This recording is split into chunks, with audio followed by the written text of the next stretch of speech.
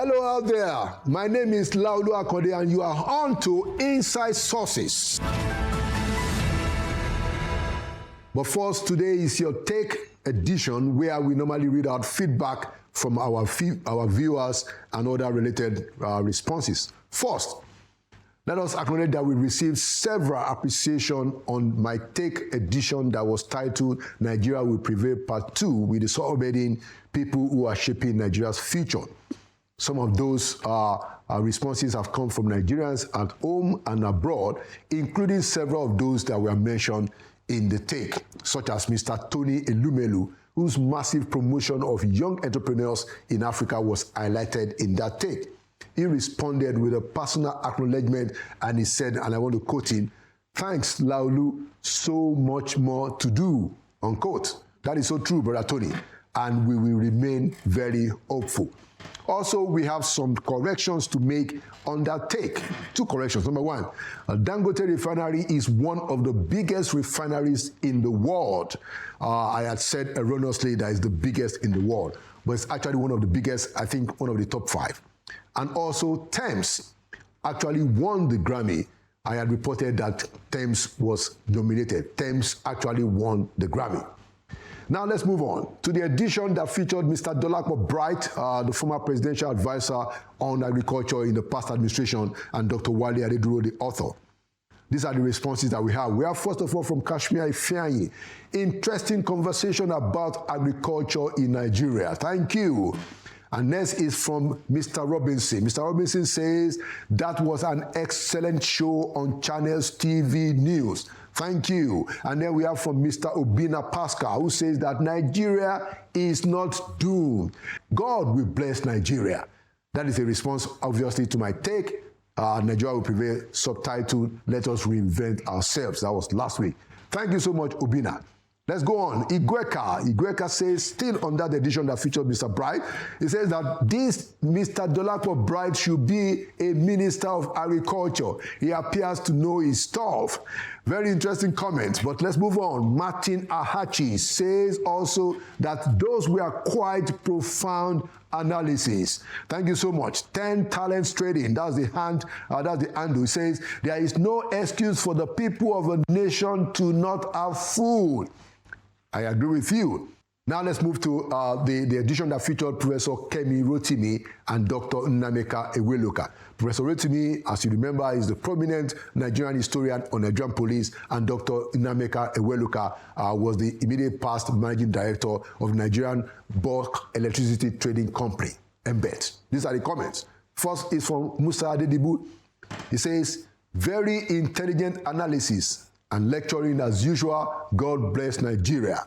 And the next one is from Ayodola. Ayodola says that good job, Prof. Hopefully the government will take the suggested path. And the next is from Babalola Chris. Babalola Chris wrote to me, says, very enlightening 2-part series with the Prof. Kudos. And thank you so much for that.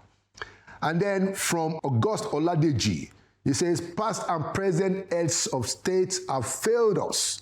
They should just leave the space for newer and younger politicians. Now that is clearly a response to my Take, Nigeria Will Prevail. On the youth edition that we used to open the year on Inside Sources, when we had Khalil Ajibola, Darasimi Fadaunsi, Emmanuela Arikpo, and Ibrahim Aminu Guzo, we have some responses, some comments. The first one is from Mr. Usman Mutiu, who says, nice submission, Emmanuela. And the next one is also on that edition, and it's from Anuoluwa. Anuoluwa says, Emmanuela, well done. That was great delivery. If only they will listen. And finally, also on that edition, we have from Akombi. Akombi says, those were very nice, dished out lots of insight. And thank you very much. We come to the edition that had Mr. Mojid Dairu and Baba Yusuf. That was the roundtable that ended the year 2024 on Inside Sources. The first comment is coming from Musa Adedibu, who says, wow, what a coalition of very unique and intelligent analysts. Very informative and brilliant discussion, devoid of any iota of bias or unnecessary shallow emotions. Nice one. God bless Nigeria. Thank you for that comment. And the next is from Top Cyril 40. Top Cyril 40 says, if Peter Obi is a Nigerian president, presidential media chat will be everyday event. We will be tired of hearing what he is doing on a daily basis. Well, you're correct, because that is the global standard. I don't know whether President, so-called President Peter Obi, if he gets there one day, I don't know whether he will do that, but it's the global standard. Hopefully, the president will make his own also regular. Let's move along to the edition that had Ibrahim Wali and Clement Nwako as our guests. Ibrahim Wali is a lawyer, and Clement Nwako is the executive director of Policy and Legal Advocacy Center. The first comment is from Jacob. Jacob says, Laolu and Channels TV and the good team keep doing the good work. Thank you. And the next one is from Emmanuel. Emmanuel is the next commentator. He says that you want us to pay tax, you bring global standard, but when it comes to minimum wage, you bring homegrown solution. I hear you. That's what he said. But let me say back to him, we hear you too. And next is from Jacob Awolaja, who says that in these tax reform bills, and after all that is said and done, tax is our blood to solve our social problems, such as education, health, tackling third world poverty, racism, ethnicity, and religion, drug dealing, crime, etc. And thank you so much, everybody, for your comments. And there you have it. Inside Sources. We'll be right back.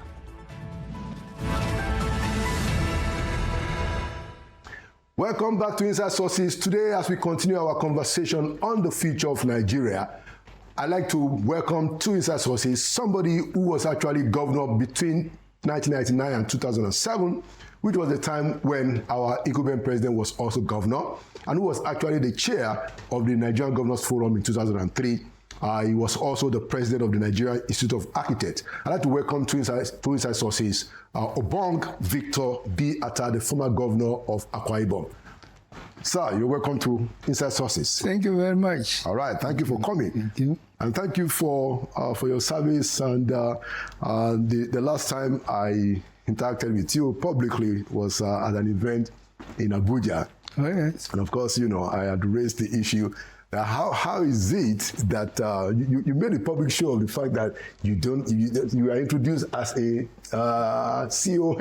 Oh, yeah. And you had to publicly say, no, you are not a CON. That's right. And I found that quite worrying. That, I mean, how could they have made somebody like you from being conferred with the CON? But we won't go too much into that, because, you know, you already explained the situation.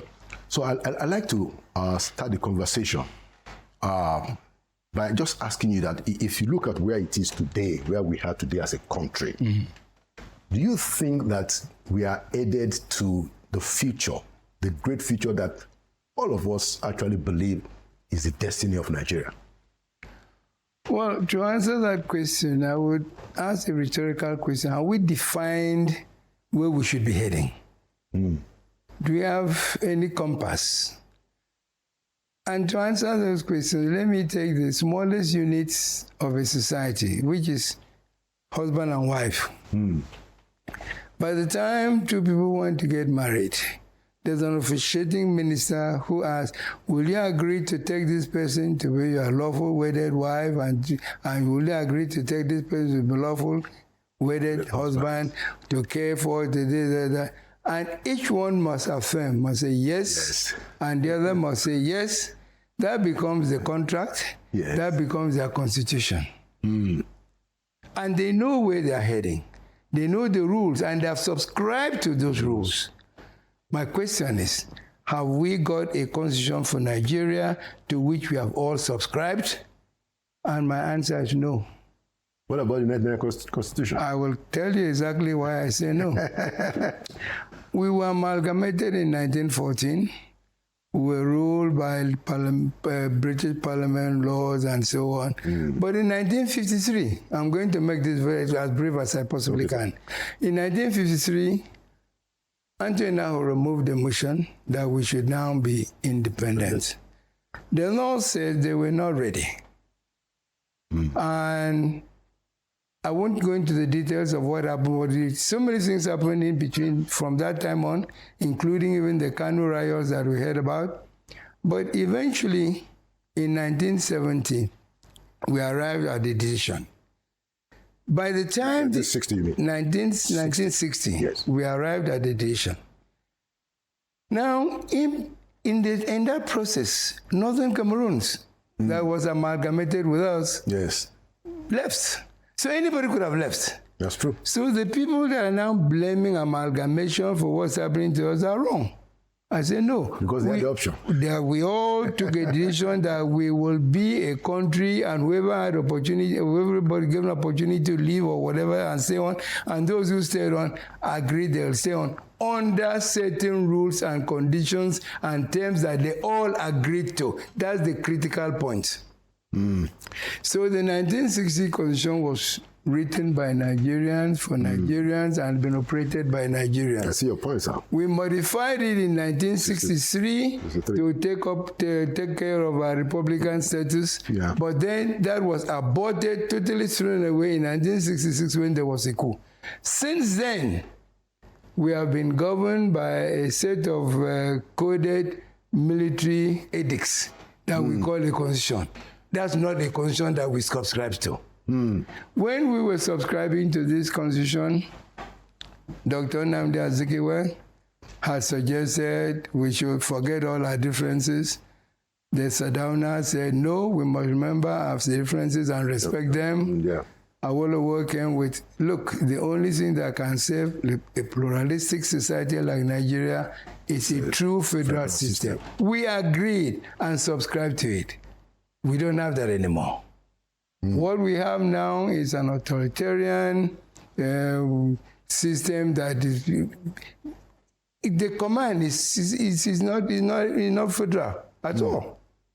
So what we should look at is how do we get back to a set of conditions and terms that will be agreeable to all Nigerians. If we don't do that, we are wasting time. Let me tell you a very quick story. Okay, sir.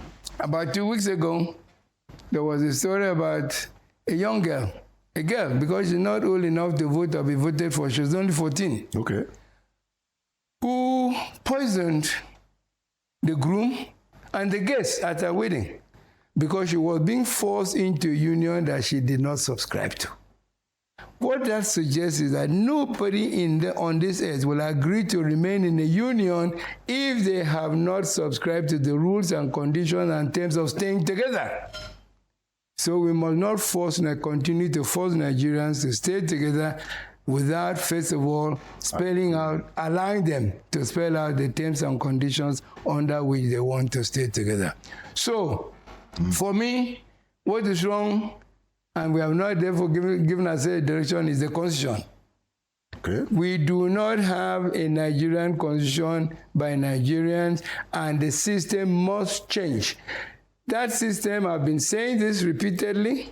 Chief Adebanjo has been saying it repeatedly. So has Chief Edwin Clark has been saying it repeatedly.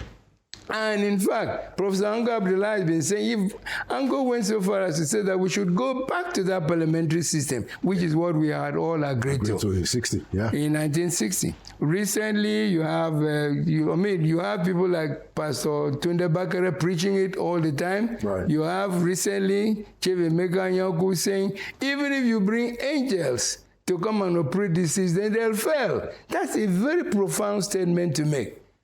And of late, we have younger ones like... And you agree, by the way. Oh, totally, of course.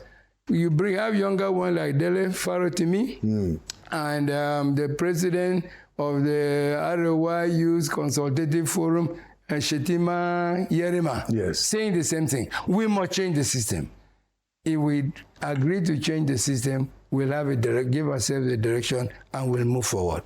Interesting. And I like I like the takeoff, because it then gives us the opportunity to dimension the issue. The first thing I would like to ask you is, just so we understand your perspective very well. So, do you agree with Chief Emeka Anyaoku's Patriots Club that made the president that, look, what we need to do is to have a constituent assembly and then is to have a referendum, in terms of the process, how to get there. It's one process, and I think it's perhaps the only process. So I agree with that. But the ultimate is what I say we must have. That is a new constitution for Nigeria, made by Nigerians for Nigerians. If we don't have that, we've lost it. Okay. So the 1999 constitution, which which we have been using up until now, your view is that it is not helpful because it was handed over to us by the military, and that there are provisions in it that are inimical to federal structure, or is the practice of it? I just want to be clear. I want to get your mind not just clearly stated on this. I will state it very clearly. Not just because it was handed over, but it was made by the military and given to us. That's not our constitution. Even if the edict that brought it out said, this thing, which is an addendum to this edict, can be considered as Nigeria's constitution. So it is an addendum to an edict. So, and the provisions are wrong because they moved away totally from federalism. Totally, completely. That's why I'm rather surprised, because you mentioned the fact that, yes, I was governor at the same time as the president, which is correct. Yes. And he's a man that is very particular about federalism. Yes. So I'm rather surprised that till now we have not started the moves to get back to a true federal arrangement. All the things that we should have in a federal system, they're totally absent from what we're saying now. For instance? For instance, we don't have a proper electoral process that will make sure that people who go there as leaders or representing are representing the people. So the people have lost the sovereignty. We don't have a situation in which the subnational governments are coordinated with the federal government.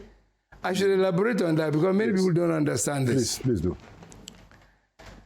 In a federal system, one government should not be subordinate to the other. They should be coordinates. I'll tell you a few things that happened while I was governor. Okay. The federal government decided they want to have new working hours. They decided 7:30 to 3:30 will be the working hours. You will remember a lot of governors went in, nobody in the office, so they locked people out. Waste of time. What I did was to go in there and try to discover why is this so. And I find that most of those men and women that were absent were dropping their children at school at 8 o'clock. So how do you expect them to be at work by 7:30? So I decided, I did a referendum, and in Akwa Ibom, while I was there, the working hours were 8:30 to 4:30, not 7:30 to 3:30. Because I did not see why federal government should sit in Abuja and dictate to me what time was my office. Today, we have a situation in which Kaduna has 4 working days a week. And in Akwa Ibom, thank God, our governor, I think once a month, every Friday, people, that particular Friday, people go to the farm. But at the time I did this, it was, like I've committed the worst crime. Second point was, even in the matter of minimum wage, federal government negotiated with labor, decided a minimum wage. So I called my labor people and said, do you really believe that the federal government should dictate to us what salaries to pay here? In the state? Well, sir, and I said, I don't intend to pay that salary. They said, sir, but if you don't pay, I said, you know what I'm planning to do? To pay 1,000 more than the federal government is paying. Then the attitude changed. I said, but I did that just to prove to the government that you, in a federal agreement, you cannot dictate to a federating unit what they should do about salaries, about working hours, and so on. I tell you another interesting story. 2 more, in fact, I will tell you. One was the issue of power. Okay. I decided I want to give the Akwa Ibom State power. The president said, no, the federal government is providing power for the country. I said, no, I want to give Akwa Ibom State government power. In the end, I succeeded in building that power station. The president came, and I thought he was happy about what I was doing. He commissioned the power station, but went back to Abuja and brought a law that if you generate, cannot distribute.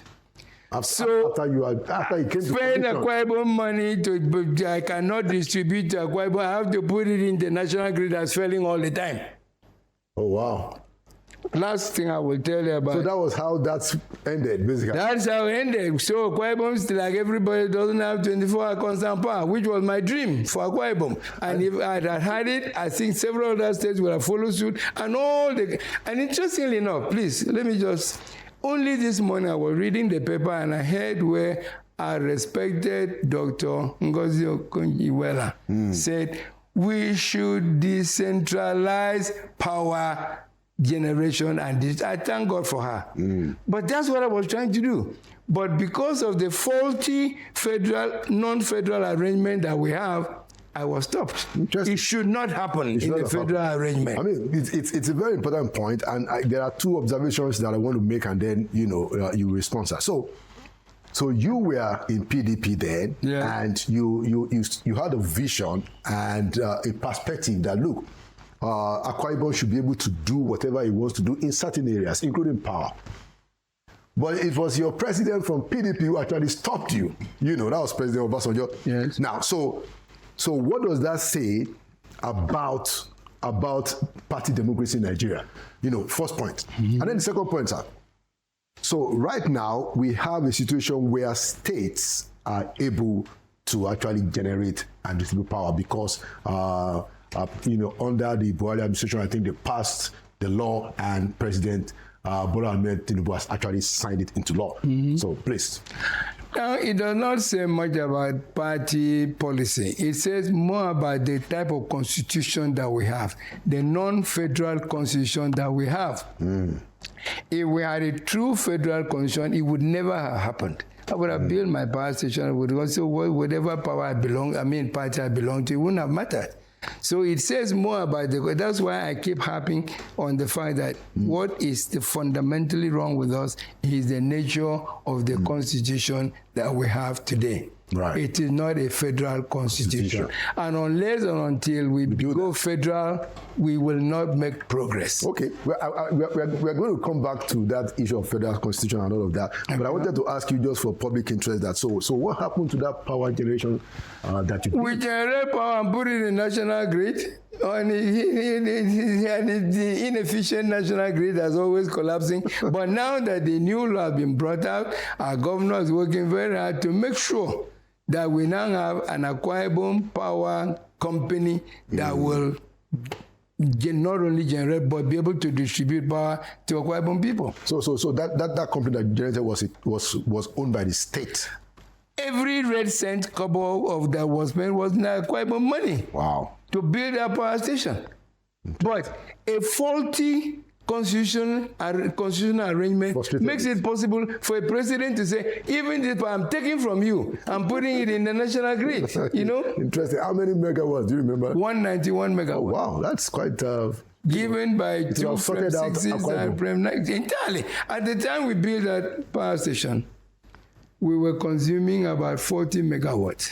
So I went to Liali Moke, remember he was the minister for power at the time. Yes. I said, I want to build a power station of 60 megawatts. He said, no, Governor, please, don't waste your effort, don't waste your time, because there's something called suppressed demand. So if there was more power, we could assume a lot more. So if you want to make it at least 100 or possibly more. So I decided I will use 4 frame 6s to build and get maybe 120 megawatts. But then, after I ordered the first 2 frame 6s, I was told that the frame 9 produces more power than 2 frame 6s and costs less than this. So the combination is now 2 frame 6s and a frame 9 from GE. Okay. And that's why the odd figure of 191 megawatt. Interesting. Very, very, this is a very interesting story, and we're good at thing now that seems to have been sorted out, hopefully. But I wanted to tell you something else about this lack of federalism. Please go ahead. Today, you see all the fight about local government chairmanship and so on, which is very sad and very unfortunate. In my time, I looked at it and said, look, all the laws for the for the local government are made by the State House of Assembly. So because the local government does not have its own parliament. Mm-hmm. Yeah. And so what does a councillor do? My question, the way I answered that question was nothing other than go every month and share money. Because you elect a local government chairman, he picks his deputy chairman, the secretary is an administrative thing, so that comes under the local government public service. It's public service. But then the councillors are not even allowed to be supervisors. The chairman picks supervisor for agriculture, for education, for health. Who are not councillors. Who are not councillors. So what is the function of a councillor? Why do we elect them? So what I did, and also, why all the fight about chairmanship, because it's executive chairman? What I did was I said, no election for any local government chairman. So you need chairman of a councillor? No, the ward, everybody bring your councillor from your ward. Okay. From among themselves, they will choose first among equals, and they call him head of council. Okay. They choose the deputy head of council. That's what they were called in my time. And from the other councillors, you now pick supervisor for this, supervisor for that, supervisor for the other, while the others who didn't have portfolio now started and made sure that things were done properly. It made sense because they were engaged. But today, please, if anybody can explain to me the function of a car and why he earns money, I don't know. Because he's elected, he's not a supervisor, he doesn't sit in the parliament, but he earns money. For what? So that's the nonsense. And my party was very upset with me. Oh, I'm doing anti-party, my party presidential system. I said, it does not make sense to me, and I will not agree. See, if you do not allow a certain amount of autonomy, enough autonomy to the federating units, you continue to have things like this going on. Interesting. So, in present-day Nigeria, how do you think the coordinating, units, of the federal government ought to be? Because now we have 36 states that are split around ethnic groups, and the 1916 Constitution and 63 that you referred to only had 3, at some point 4. Regions which were clearly, which had more ethnocentric basis. So, for instance, you knew that this western region was essentially, this kind of people, and the north and all that. But now we've been split up to 36 states. Should those states be the coordinating units in your own Without mind? any doubt, yes. That's the answer. Because the things that caused those states to be created is whatever it was, the virus that brought about the great, still there. It have not been removed. And you cannot force anybody now to go back and merge and say we are now forming a region. You cannot. But that goes back to what you said about the 1963 Constitution. Yes. Which provided four regions. I think because it started for 3 because it started with 3. Then later it became 4. So it has increased to 12. 9, 12, 36. Finish. Full stop. I'm not saying go and come with everything, but you modify it to suit what the present circumstances are.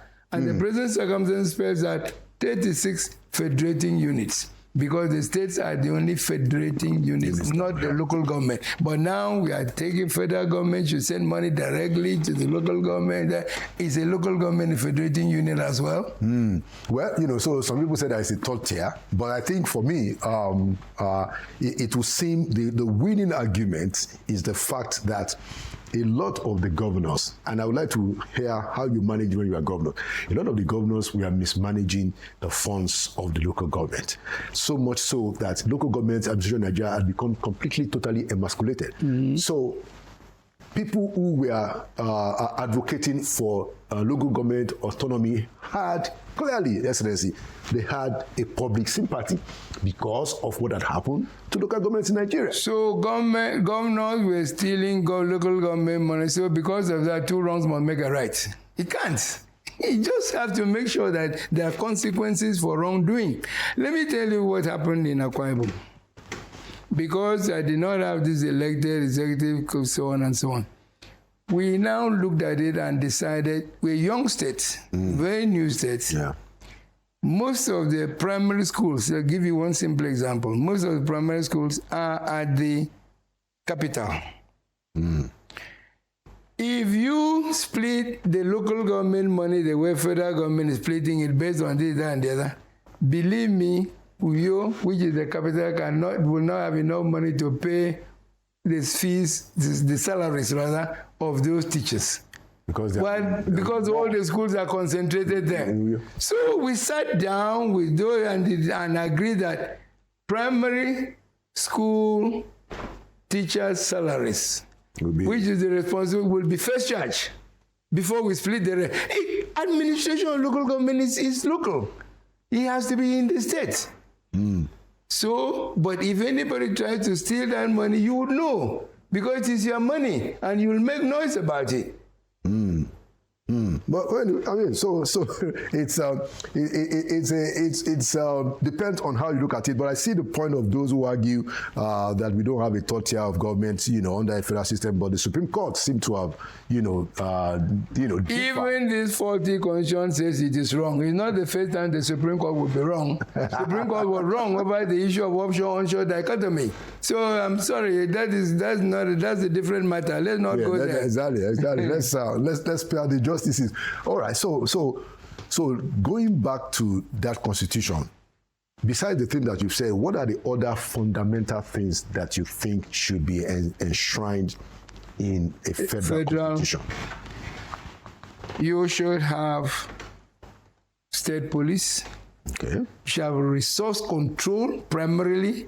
That resource control is going to generate creative and productive activities and healthy competition between the federating units. Okay. You should have. There's so many factors in. Okay. The federal government should be left with its own essential function, where just citizenship, currency, defense, foreign affairs, maybe weights and measures as well. That's all. So, everything else should be the federating unit. Okay, so the resource control is a big issue. It has to be the key. So when you say resource control, so what you are saying is that which was what happened in the 1663 Constitution. Yes. That the regions were the ones that we take the resource control and remit portions that were agreed to the federal government. So that's, which would be a complete reversal of what it is that we do now. Exactly. And that's the only way federation works. Yeah, I mean, I'm nodding my head here because clearly one of the things that I found interesting, some of the contradictions of our existence as a country is that we have a law. We have the Land Use Decree Act, again, another military thing. But at least we seem to make a sense to say that, look, the land belongs to the people where the land is. Yes. And so, they had enough wisdom to say that, okay, let the governor hold the land in trust for the people in the state. But the content in the land belongs to the federal government. I have never seen in my life anything that is more absurd. Thank you. So I am also clearly an advocate for resource control. Thank you. The problem, though, is that I think that we must also be very clear in our minds what kind of federal government that we have. And it is, whenever we open this discussion, it's going to be a very testy conversation, because we have spent more time since 1966 up until now practicing the reverse of what it is that we have agreed. So there has been a lot of distortions. So I wanted to ask you that at least you will concede that this is going to be a testy, a tough conversation, that we're going to have. Nothing in life is easy. But it is a meaningful discussion that we must have. Let me tell you something. There's a lot of agitation now about I want to go, people breaking up. And they're serious about it, even though nobody really wants to go. My conviction, nobody really wants to go. Yeah. But they're just tired and fed up with what is going on in Nigeria. Because I'll tell you an experiment that has just come to head now. When we were in secondary school, In physics, today I hear they have something called alternative to practicals. They don't do, but we did practicals. Exactly. You hang a strip of because no more laboratories. That's the point about that. That's what we are saying, Your Excellency, about what has happened to education and health in the local government. So now you have a piece of rubber. You hang a weight at the bottom of it. It falls down, you remove the weight, it snaps back up. You put a heavier weight, goes down further, snaps back up. But then you put such a burden on it that it goes down, that even when you remove the weight, it doesn't snap back up. That reached the elastic limit. People have been having this tasty conversation for so long. We are trying to turn a blind eye to it. And what has happened, therefore, is that people have reached the elastic limit and says they are going. That's the only reason they said they are going, because they don't have the freedom to be what they want to be. You cannot dictate to people the way they need the money. Remember that story about that young girl, that poison. If you have not agreed to the terms and conditions of staying, you will not agree to continue to stay together. Yeah. And that's all it is. And one of the key things about this was that nobody interfered. If we had the kind of constitution we have then, we had the constitution that we have now, supposing the federal government said to the West, no, you cannot have free education. It would have happened. True. Under the type of constitution we have today. Yeah. So really, federalism is the only thing that can save a society such as ours. And we remove any or major elements of that federalism, it will collapse. I agree with and you. it's good. So what I'm really praying and hoping is that nobody attempts to go into the next elections under the present set of circumstances. Let us sit down and agree what will keep us together, because I really fear what will happen if we attempt to do that. Let us sit down and agree the terms and conditions, give ourselves a new constitution before we attempt to go into the next election. Because part of the problem is, how do you even select the candidates? Are they people truly representing the people? How do you conduct the elections? Is that the will of the people? These are not answered by the manner we are going on now. And that's why we talk about the direction in which we are going. We have no direction in which we are going. We are just trying to make sure that this party survives over and above that one. Interesting. So if we are to apply that to the controversy over the 4 reform bills that the president sent to the National Assembly, how do you dimension that? Very simple, because we don't have a nation. If we had a nation, we have a national policy. What was the story? The story is people are saying, this will not favor the North. We don't favor the... We are not doing anything to favor anybody in particular. We are doing something to favor the country. If we can subscribe to the fact that it's not different from the issue of even ranches and pastoralists as opposed to herders. You know what I mean? Right. We have to have national policy. What will help Nigeria to go? And when I started this thing called the compatriot, was trying to see whether we can actually get to see where we can call ourselves a nation with national ideals and national ideology and so on. Because unless we do that, we're just beating about the bush. So if this thing is good for the... I like what Professor Jega did. Times are changing. Things are changing. So we have to begin to find a way of making sure that these herders have a place so that they don't go and destroy what the pastoralists, the farmers and so on are doing. And that must come. Yeah. Gradual change, and you change the soldiers say when the formation change, when the land forms change, you change formation. It's the same thing.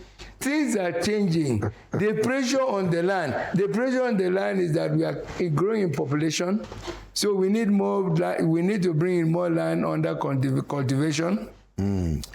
The population of cattle is growing, so we need more land to feed. So which are we going to? So really, we now cannot get away from the fact that we must begin to say this is the area where the animals will be, and even if you don't want to do ranches, at least let's have grazing fields, for them where they will graze. It is not everybody that wants to be a trader that goes and builds his market. Somebody builds the market, you go and rent space there. Yeah, right. So let the government build these grazing fields or ranches, and people will pay to keep the animals there. So we're not saying every little person with 20, 50, or even 100 heads of cattle should go and have his own ranch. No. Interesting. Very, very, very interesting point. But I also want you to address two issues. The problem of poverty in our country, multidimensional poverty. What's your perspective on it? Why is it that we have majority, some statistics even say between 60 and 70% of our people Yes. in multidimensional poverty when we have a democracy? What's your take on that? Take on that is that, again, our constitution is wrong. Our constitution is, let me quote somebody, I think it was, what's the name? That said, feeding bottle democracy. Okay. That's all that's wrong. When people were producing, the West were producing all the cocoa we needed, and in fact, they needed cocoa house. It was something called cocoa house. And even Western House in Lagos was built from cocoa money, you know what I mean? Yes. And the National Bank was built from cocoa money. True. The East had palm produce, palm kernel, palm oil, and so on. We've apparently the North had groundnut hides and skins and so on. Look, I made a statement one time, and the people almost crucified me for it. There was a time we were eating the best corned beef from Bauchi, from a place called Bauchi Meat Products. Is it there anymore? Wow. So we just abandon everything because we want to we have money to share. With that. And our population is increasing, and yet our level of production is decreasing. So we still think that money will feed up. That's why the poverty comes in. If we have a true federal arrangement where and the other thing is, Nigeria is not even getting the full benefit of this oil because of the theft. If Bayelsa, Akwa Ibom, Rivers, Delta knew that the only thing they have to develop themselves with is the money from the oil, do you think they allow anybody to steal it? But because it belongs to federal government, so everybody comes and takes it away. It belongs to everybody, it belongs to nobody. But I don't like this idea of people saying, oh, it's the North that's doing this, the South is doing this. No, we have to blame ourselves because this demand for change has been on for a very long time, but we have not been forceful enough to make sure it happens. Interesting point. But you don't think, Excellency, that the problem of corruption is also as a result of the Constitution? Because we are dealing with, part of the problem, in my view, that we are dealing in this country is corrosive corruption. It has completely, altered or almost completely altered our moral values. What's your take on the problem of corruption? Permit me to read you something. Yes, sir. At no time in our national life has radical change become more urgent. And to meet the challenge of that change, we, the following progressive political parties, namely ACN, ANPP, ABGA, and CPC, have resolved to merge forthwith and become the All Progressives Congress, and offer to obligate people a recipe for prosperity. We resolve to form a political party committed to the principles of internal democracy, focused on serious issues of concern to our people, determined to bring corruption and insecurity to an end, determined to grow our economy and create jobs in their millions through education, housing, agriculture. That's where I fault this document. If this document has said, we are determined to bring corruption and insecurity to an end, determined to grow our economy and create jobs in their millions through the establishment of true federalism. And what's the document, sir? That was the statement that was read on the day APC was formed. Okay. So if APC determines today that they are going to establish true federalism, believe me, even the poverty you see wiped out. And the corruption too. And the corruption too. Look, I'm alive to witness a situation in which a minister was sacked from the cabinet because he used official car to take his family to church on a Sunday. In this country? In this country. Wow. They say it was corruption. For you to use official car to take your family to church on a Sunday. Can you really see where we are now? Oh, that's the whole point I'm making. Because then we are a federal system where there was accountability. Not only accountability, but there were consequences for doing wrong.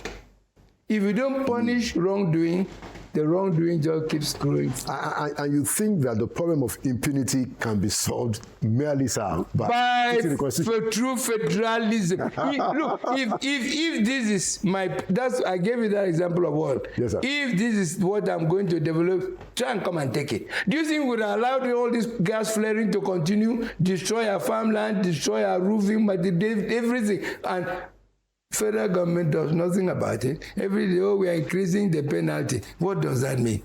Everywhere else, this oil is being drilled and they don't flare it.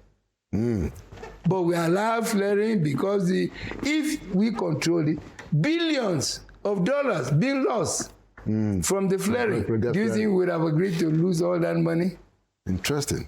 Very, very, very interesting perspective. Just because of time as we wrap up, I would like you to advise your colleague. You know, you were governor at the same time with then Governor Bola Tinubu, who is now president.